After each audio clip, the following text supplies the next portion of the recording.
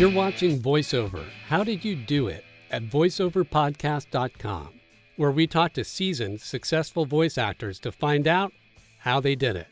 I'm your host, Ian Kleinfeld, and you can find me at voicebyian.com. I'm on Twitter, Instagram, and Facebook at voicebyian. Hi, Maria. Hi. How's it going?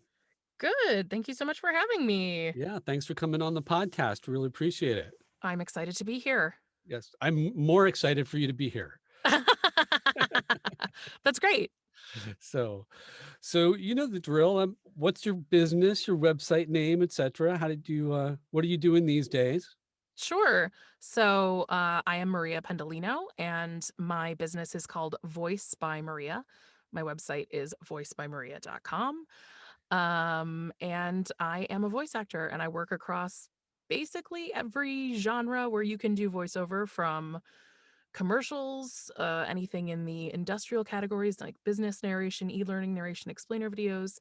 I do animation and video games. I do telephone systems, radio imaging, political work, really anything, everything from a commercial to your refrigerator talking to you. I'm all for it. Don't open the door, Ian. You're bored. You're not hungry. Your milk is expired. The Nice. robots are coming, and I'm all for it. I am totally for the robots. Yes, I am. That's going to be great. I mean, I have a Roomba. I think that's the only robot we have in the house. I would like to get a Roomba, but I read the very hilarious article posted by a guy who had a puppy. Uh-huh. And the Roomba picked up some puppy poop and Oh then yeah, spread it systematically all over. built a poop grid across Wow. his entire house. And after I read that, I was like, we'll be doing our own vacuuming because we Yeah. have 3 cats, and of course it's not out of the realm of possibility that there could be a hairball at any given time. So Yes. uh protect ourselves. I'm gonna stay away from the Roomba. Well, knock on wood. We have 2 cats, and that hasn't happened yet. Well, that's good. That's Yeah. good. You're a success story. Yes. Roomba success story. Hashtag Roomba success. So, what sort of things are you doing these days?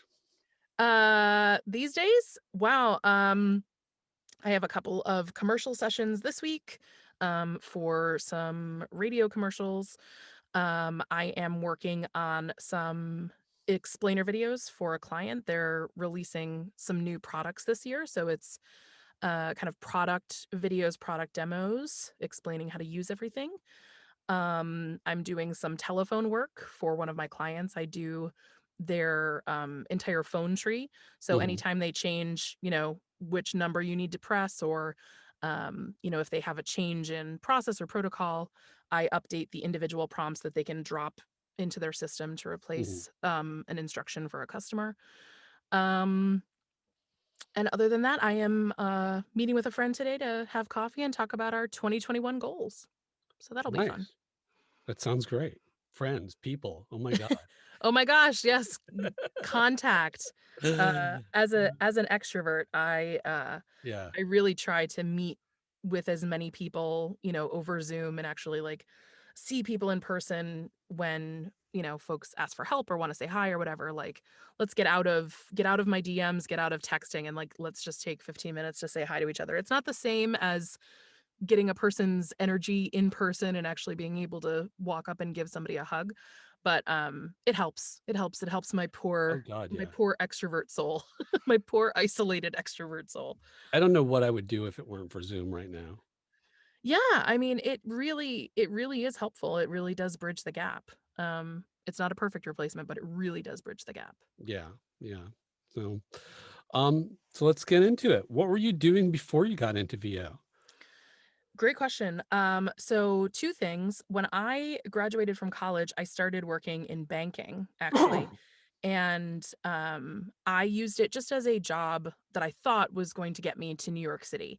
So I took a full-time job. It was going to help me kind of set up paying, rent, security deposit, just kind of get my feet on the ground living in Mhm. a big Mhm. metropolitan city that's a little bit expensive. And my plan was, I'm going to work at the bank for 1 year, make a dent in my student loans, and then I'm going to quit my job and I'm going to be on Broadway. That was the initial plan.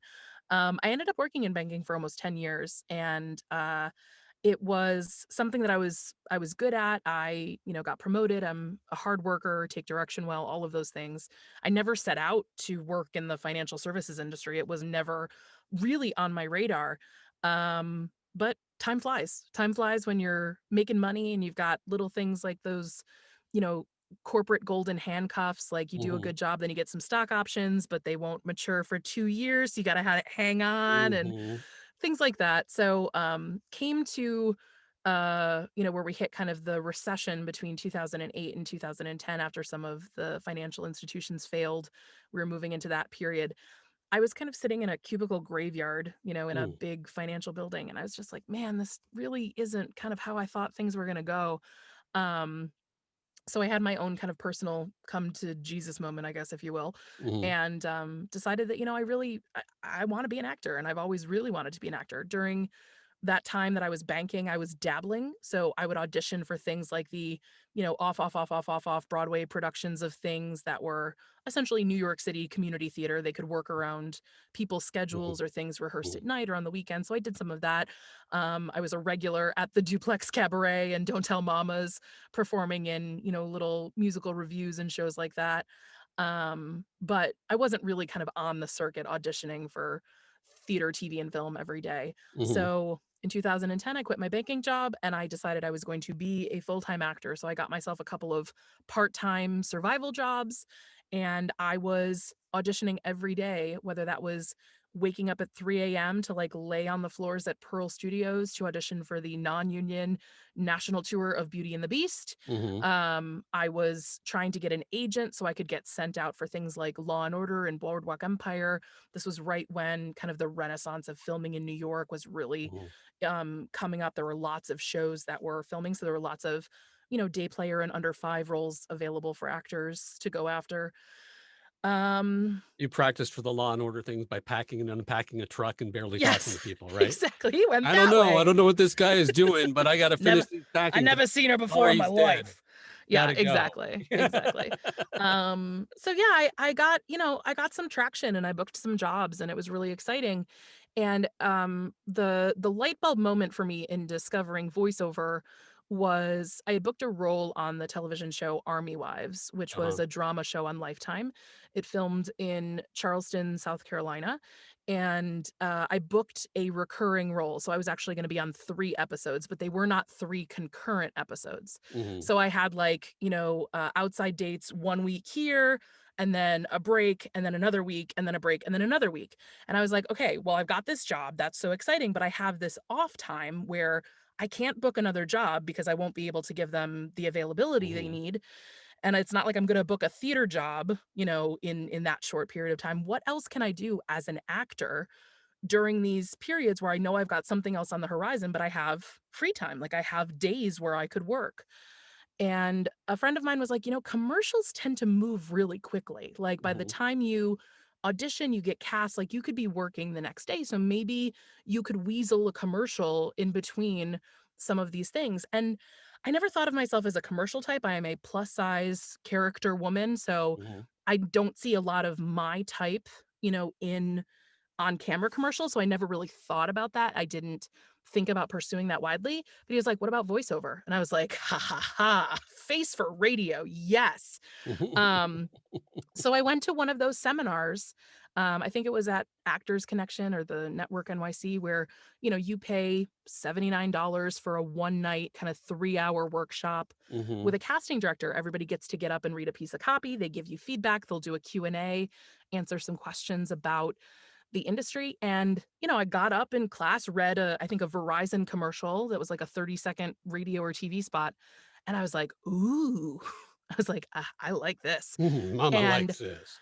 I was just like, I got it. Like there were, I'm sure lots of people who have taken those classes. If you are an actor and you have acting experience, you show up to these classes, and like half the class are working actors who are trying to, get better, make connections, expand, and then the other half are people who just like Googled something that day and ended up there. And they're like, Mhm. I'm a stockbroker, but I've always wondered or something. But they didn't Mhm. have any, acting training or experience. They're not kind of part of the wider community at that time. So I was able to make a pretty good impression in that class because I knew how to take direction. So she, I read it once, she asked me to make an adjustment and I nailed the adjustment. She was like, "Wow, that was great." So like I felt like I made a strong first impression with this casting director. So after the class, I went up to her and I was like, "Hey, if I wanted to, pursue voiceover more seriously, if I wanted to make some more connections, if I wanted to learn more about, being a voice actor and all the nuances of that, like, is there like, do you offer things more than just like these one night, like little tidbit tastes of, what's Mm, going on?" So she invited me to take her 4-week class that she partner taught with another casting director. I did some private coaching sessions with her, and then it was off to the races. It was kind of the most perfect scenario. She started inviting me to audition for projects that she was working on, and I was signing in, for the audition, like, right alongside people with agents, and I didn't have an agent at that point. And then after I had gotten really close to booking some national commercials, I was actually on a veil for a couple of them. She said, "You know what? We think it's time that you had an agent to, like, actually get you out to be auditioning for more people besides just us." And, she literally made calls around town and set me up meetings with all of the top voiceover agents in New York, and that's how I got nice. my first agent. So, it's like you see on, like, everyone recommends, like, "Get a referral from a casting director," and you're like, "How does that happen? Like, how do I even get in front of the casting director if I don't have an agent?" And for me, it literally happened by the book. Like, casting director made the referral to agents that she thought I would be a good fit for. They were all happy to meet with me because it came with her referral and endorsement. And kind of that's how I was on my way to being a working voice actor as well. And how did the agents do that? Do they just listen to your demo? Do they make you read things for them? Do Yeah, they so it was a little bit of both. At that time I had kind of a cobbled together homemade demo Mhm. of some things that I had booked and just some samples that I had recorded. So I had at least some, samples of myself recorded that I could send along. So a couple agents like just listened to that and I met with them in their office and it was just kind of like that, a handshake, a conversation. And then one agency actually they had their own studio at the agency with a booth director and they actually had me go in and he directed me on like 6 scripts while the agent was like there listening and giving direction to see like, are you just a one trick pony? Can you take direction? Can you make adjustments? Can you actually read? Mhm. And so that felt like a little bit of like a test and audition. That sounds unnerving. I was excited. I think Yeah. I was just I think I had too much adrenaline to be nervous because I was like, I am standing in one of like the top 5 agencies in New York and like their TV and film division like represent the people that I watch on TV. So I think I was just too like in awe to be nervous because I was like, Uh-huh. "Hey, if this doesn't happen, like, I've got great traction." Maybe I was just a little too overconfident at that point, but I wasn't nervous. I was really excited. Alright. And how many of those agents did you get? So I ended up getting offers to sign from 2 and an offer to freelance from 1 of the I think 4 that I met with. That's great. So I went with one of the agencies and signed with them and declined the other sign offer and declined the other freelance offer. Nice. And that It was was how long nice to ago? have choices. Yes, it is. And How sorry, long what did you ago was say? that? Oh, that would have been like 2011. Okay. So 9, 10 years, decade. Oh god. And the rest is history. I know. I keep realizing that I'm older than I think I am because I still feel sometimes I still feel like I'm, new at this and I'm like still, I mean, I know I am still young as a human being, but like it feels like yesterday. It feels like yesterday that I was like, pounding the pavement and like trying really hard to get representation. Like it doesn't seem like it was a decade ago, but Mhm. it was. It goes fast. It does, yeah. Yeah. So then from there, you just, what do you owe your success in VO to, you think? A couple of things. I would say number one, being a great actor. Yeah. And I think this is something that gets left behind a lot. A lot of people come to voice acting from various walks of life, whether they, worked in business or whether they worked in broadcasting or radio, but not acting, actually, like actual acting. I've been acting since I was 11 years old. I did community theater. I studied theater in high school and college, and acting has been a big piece of my life. So my acting toolbox and my acting technique is very deep, and I don't even have to think about it to turn it on. Like, it is that ingrained in me. Hmm. Um, and I think that is one thing that sets me apart from a lot of people who are entering the industry, because they may bring to the table a great microphone, a great space to record in, even a unique and interesting sounding voice. But if the copy doesn't come to life, if there isn't acting happening, voice acting happening, Hmm. it falls flat. It sounds like people are reading things off of a page. So I think Hmm. that's one thing that gives me a competitive edge and why I've been successful. I am a very hardworking person. I pay attention to details. If somebody says this is how you name the file to submit it, that's how I name the file. If someone says these are the submission guidelines, that's what I follow. If someone says this is the deadline, I will never miss that deadline. I have approached my voice acting career with an enormous amount of anal retentive attention to detail and professionalism. And I think actors as a population, I think actors get a bad rap for being flaky, or like Hmm. all creative types get a bad rap for being flaky. And I don't think it's as endemic across the population as people would lead you to believe. Hmm. But I have done castings where, maybe I have a client that wants to use me for one part, and then they've asked me to find someone else to do something else, like a male voice or an African American voice or something like that. So I have Hmm. served as a quote unquote casting director for projects, and I have sent out opportunities to people in my network, maybe that I've met through Facebook or I've met at conferences, or, however I know them. And I will say, it is due by this time, and this is how I would like you to name the file. And people who are getting a personal invitation from someone to audition for a job do not follow instructions. Hmm. I have seen I have seen the back end of Voice 123, an online casting site. A client wanted to hire me for a job, and they were like, "Hey, the way that you read it in your audition is perfect. So here's a link in case you don't have that file anymore." And they actually sent me the back end of their client page where they could see all of the people that they had shortlisted. Hmm. So I had the unique benefit to listen to the other 10 people that they had shortlisted alongside me, and to see all of the information that they had put in their messages. And there were people that completely missed the mark on like the type of read that they had looked for, like knowing that I booked the job and what I submitted, what other people had kind of read, completely like off the deep end.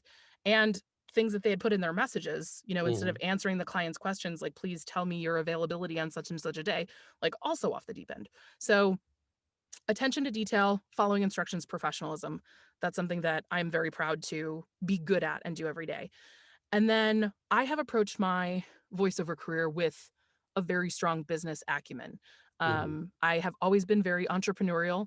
I have always been kind of business job and money minded or money focused.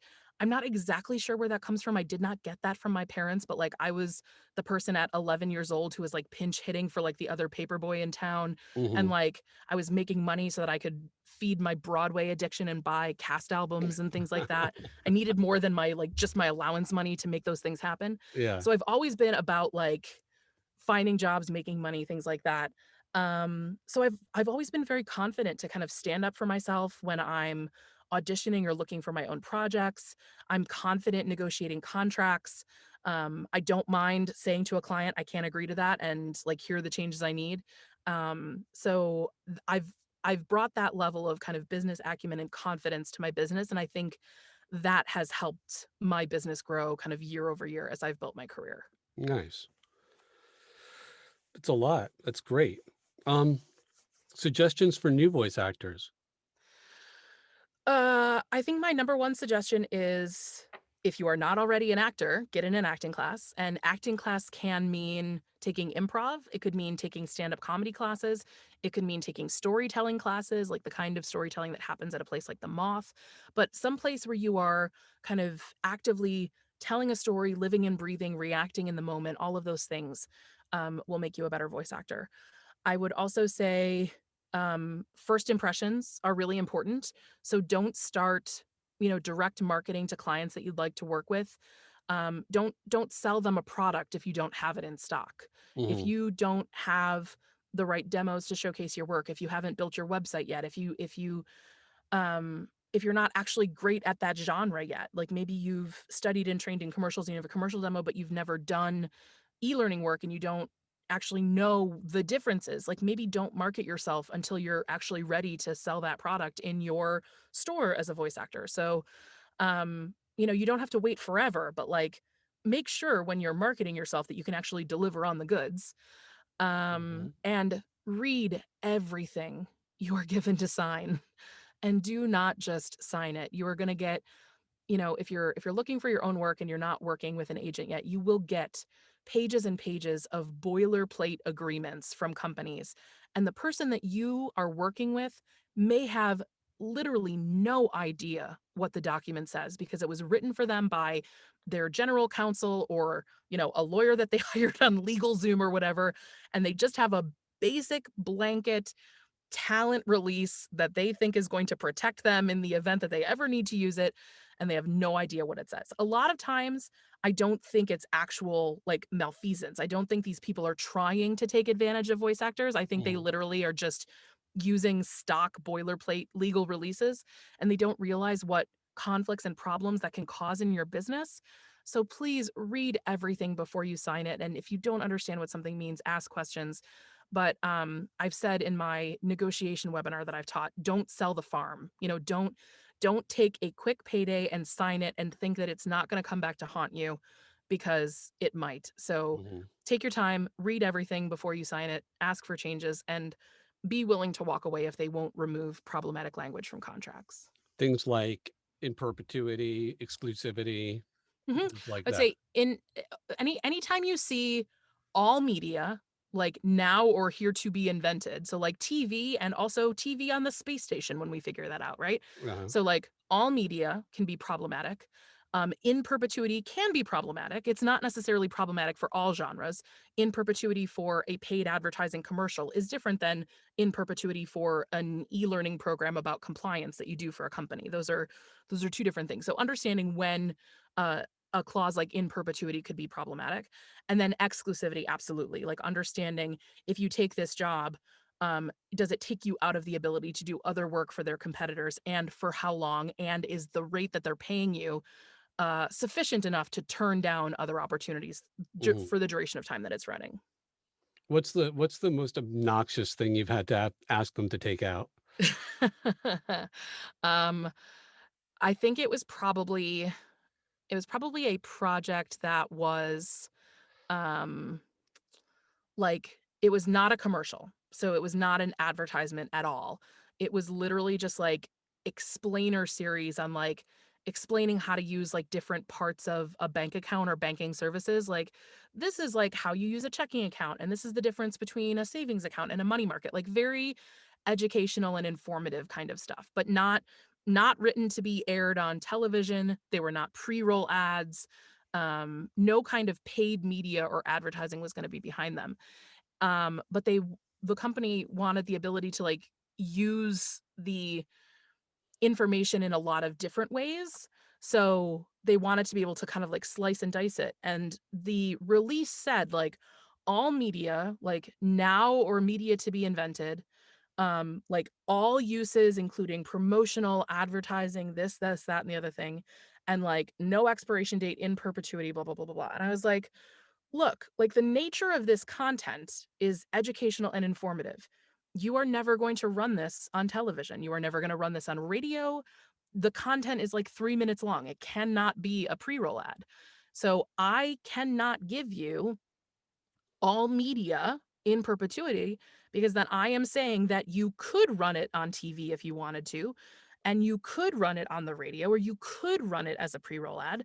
And then if down the line I'm being asked to be an exclusive voice in financial services, I have to enter into a contract in good faith saying there is no other content in financial services that could be running while I'm doing your commercials. So if I sign this agreement for you, giving you the right to use my voice in any media you want, in any way you want, I can't down the road enter into that exclusive contract in good faith. And I was like, I just need you to say, Like, you want to use it in non-broadcast media, and I need you to take out advertising and promotion so that it's clear that you are using it for like an educational, informative purpose, which is what it is. And they were like, we can't do that. And I was like, okay, thank you. And I walked away and they were like, so you don't want the job? I was like, nope, I sure don't. So yeah, I think for me that one was the most obnoxious because it was so clear that they didn't need all of the usage that they were asking for. But I walked away. Nice. God, where did you learn all this stuff? People ask me that all the time, and the honest answer is I do not know. I think Did you like uh download it in the Matrix? yeah, I mean, I have for people who know me, I have been a ferocious user of the voiceover groups on Facebook. Mm, When I first joined them in like 2012, 2013, I was kind of the fly on the wall. So I was, reading other people's questions, reading other people's responses. I've attended a few voiceover conferences, and have taken furious notes at those conferences. And then, like, it really is just kind of like listening to other people. I'm a member of a masterminds accountability group. I have two accountability buddies that I meet with every week who do very similar work that I do, and we talk to each other about like problems we're having or ideas or whatever. So kind of that communal learning has been a big part of it. But I am definitely one of those people who have like the elephant brain, and that like once I hear it, I will remember it. I am a great anchor on a bar trivia team, especially when it comes to like pop trivia and like completely useless information.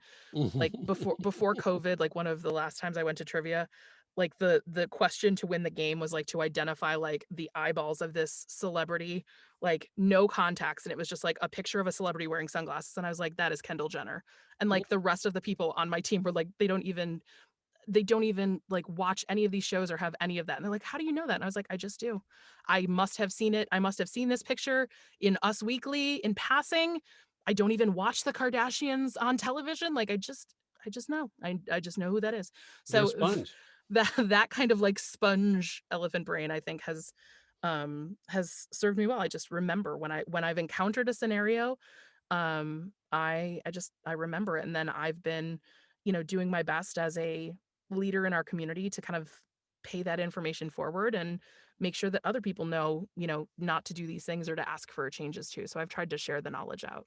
Nice. Wow. How long do you think people can expect to spend from zero to a reasonable career in VO? That's a Assuming that they really that's a assuming really that good they are question. 100% in it, you know? I mean, not Yeah. necessarily quitting your job, but I mean, just like doing everything with Yeah, what's there. really, really dedicating yourself to it and working on it every day. Absolutely. So for me, it took 3 years, I think. It Mm, took 3 years from the time I first kind of, heard about voiceover, took my first class, to the point where I was cashing checks that actually contributed to my income in a meaningful way. It mm, took 3 years. And I would say the first 2 years, voiceover was maybe 25% of my focus because I was still actively pursuing a career on Broadway, film, and TV. So when I looked at, what I was auditioning for every day, I was out in New York at studios auditioning for musical theater in New York and regional productions and tours and everything like that. I was going to television and film auditions. mhm, I was going to on-camera commercial auditions when my type, did come up. So voiceover was maybe only 25% of my acting focus, in addition to the fact that I was working 2 or 3 part-time jobs at that time to pay rent as well. mhm, By year 3, voiceover I had started to gain some traction, and that's, when I had, top quality representation and things like that, so I was auditioning for voiceover a lot more. Then it was probably more like 50 or 60% of my focus. Um, and then by the end of year 4, I decided to leave the theater, film, and TV industry, and I focused exclusively on voiceover. So starting year 5, I was a mhm. full-time voice actor. Wow. How can I be younger? You know, that's a great question. Just drink a lot of water and try and exercise every day. I have no idea. Yeah, I would love to do things differently. Yeah. I would love to get my 20s back. I would Oh, I love to get know, my right? 20s back and But have not being never. the person I was in my 20s because I was crazy. Oh yeah, Not in a good way. absolutely. But if I could do it all over again, I Yes. wish that, and obviously, like, you get something from everything you do in life, Right. whether hindsight being 2020. If I could do it all over again, I wish that I had not spent years 20 to 30 working in finance. I think. I do not regret what I learned in that job because obviously some of the things that I've talked about today, like my acumen with finances and contracts, like I learned things working at a bank Right. and my, project management skills and my professionalism and things like that. Like I definitely gleaned something from that time. But I also spent a lot of time not acting and not performing, working a Mhm. full-time 40 plus an hour week, high stress corporate job in finance. So while I made good money during that time, I put my own I put my own loves on the back burner. So if I could do something differently, I think I would have done that differently. But Mhm. who knows where I'd be? Who knows if maybe during my 20s I would have pursued it like to the hilt and maybe I would have gotten sick of it. Maybe I wouldn't have gotten traction. Maybe I wouldn't have found the same success and maybe I would have entered my 30s going to get a job at a bank so I could have stability and pay my bills and buy a house. Who knows? Like it could have been completely reversed. So Yeah. um that's the only thing that I would, have done Yeah. completely differently, I think maybe, but it's funny, like I knew coming out of college when I had that job offer, I knew that it wasn't what I wanted. And I was like, I want to move to New York. I need like, $5,000 to do first month's, last month's, and security. And I don't have, I just don't physically have $5,000 right now. So Mhm. I need this job to be able to get an apartment and pay my rent. I wish I would have been a little bit more aggressive in sticking to my guns and that being a temporary solution to a problem. Mhm. Um, but who's to say? Here we are. Here we Yeah. are, many, many, many, many years later. I did voiceover for a little while in the late 90s, and I wish that I had never stopped. And I think I stopped because of the dot-com crash because I lost Mhm. my job and I was unemployed for 7 months. I was doing acting, all that stuff, and I just stopped doing it. And I wish I'd never stopped, on the side. But, it is what it is. I'm back now. So, Yeah, you're back now. That's what's important. yeah. All right, you ready to read some copy? Yes, I have it open in front of me. Okay. Tell us your thought process and read it however you think. Sure. As many So, different times and as many different ways as you want. so this looks like a 30-second commercial. The way that it's written, it looks like it could be a radio spot or something that would play on like Pandora or Spotify. So to me, immediately that says like very conversational, very kind of friend to a friend. Not a Sunday, Sunday, Sunday kind of used car commercial. If I had gotten this from my agent, I would probably do 2 or 3 takes um, and try to make them different. And I typically like to read with a pre life. So I like to establish that moment before Mhm, what happens. And I find that that helps me get out of doing, a very repetitive cadence for the mhm, opening line or attacking the opening line too hard. mhm. So that's my thought process. That's what I would do. Okay, so do that. Do a few Okay. takes and do how you do. Look, I know that you don't like driving, and I know that you really prefer to, as you're moving to go to work and stuff, like you'd rather listen to podcasts and stuff, but the subway has been really unreliable. So Lyft is a lot more than just a car ride. Yeah, you heard me right. Shared rides, bikes, scooters, fancy cars, public transit, and more. And they're all available with your Lyft app. We're always happy to pick you up, but we can help you get there more ways than you thought. Download the Lyft app today and get going.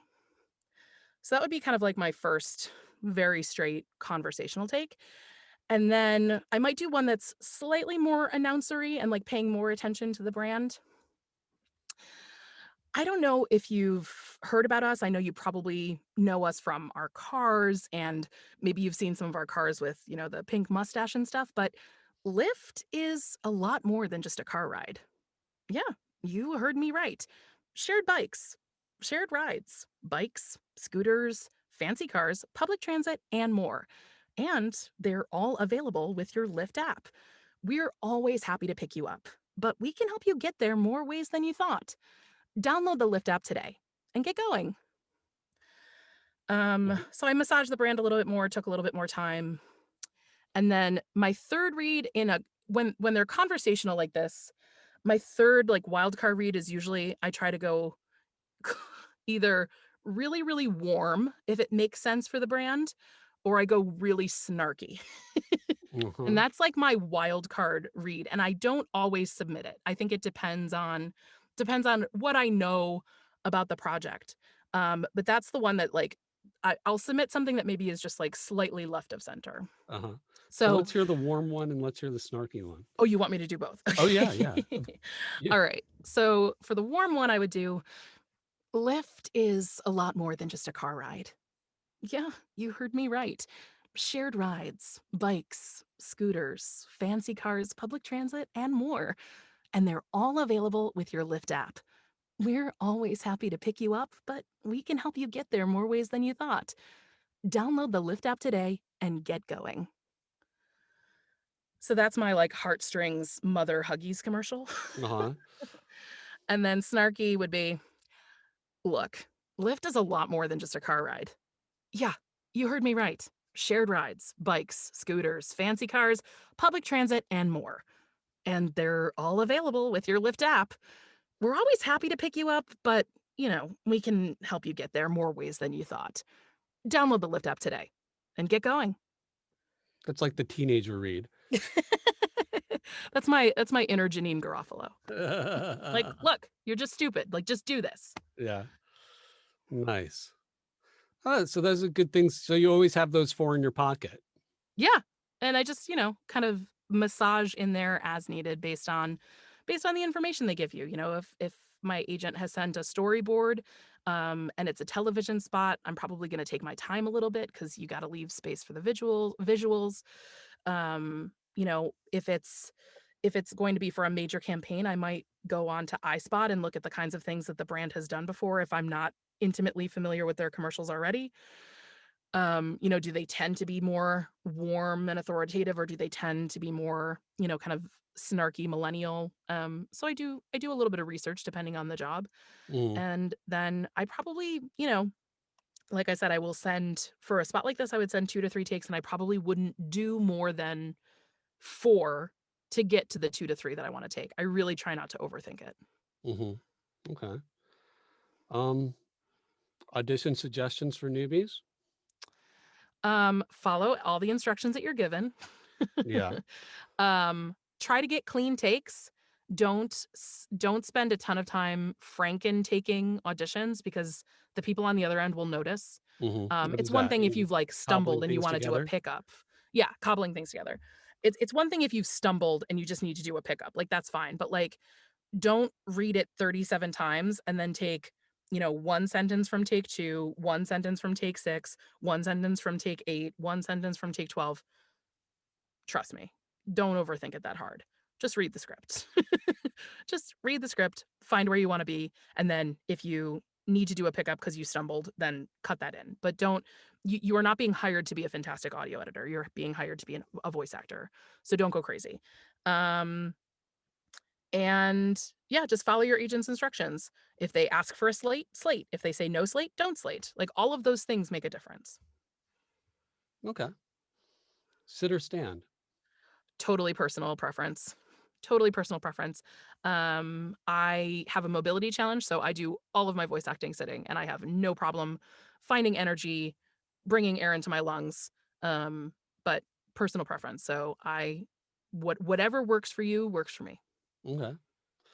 Um, Self-promotion time. Anything you wanna talk about? Sure, you can follow me on Instagram and Twitter at Maria Pendo, MariaPendo. And I am working on a self-paced course about negotiation that is going to be coming out later this year. So if you follow me on social, you'll be the first to know about that for sure. And yeah, that's basically it. And you do business coaching sometimes. I do. All of my slots are filled right now, so I feel bad putting it out there because I don't have any availability. Uh-huh. But if you follow me on social, for sure, I will let folks know when I do have slots available. Okay. Good. All right. Well, thank you so much for taking the time. Any final words? No, good luck out there. We're living in a voice first world. There is more work than ever, and there's more than enough work for everybody. So go out and get it. Nice. That's a good final word. Thanks. Thanks, Maria. Thank you for having me. You've been listening to Voiceover. How did you do it? At www.voiceoverpodcast.com with me, Ian Kleinfeld. You can watch the video to all our podcasts at voiceoverpodcast.com/YouTube. The background track is 1959 by my alter ego Max Rocket, and you can find that and other songs at www.maxrocketmusic.com. Remember to like, subscribe, write a review, and all that good stuff on whatever podcast streaming service you're listening to, and I'll see you next week. Thanks for listening.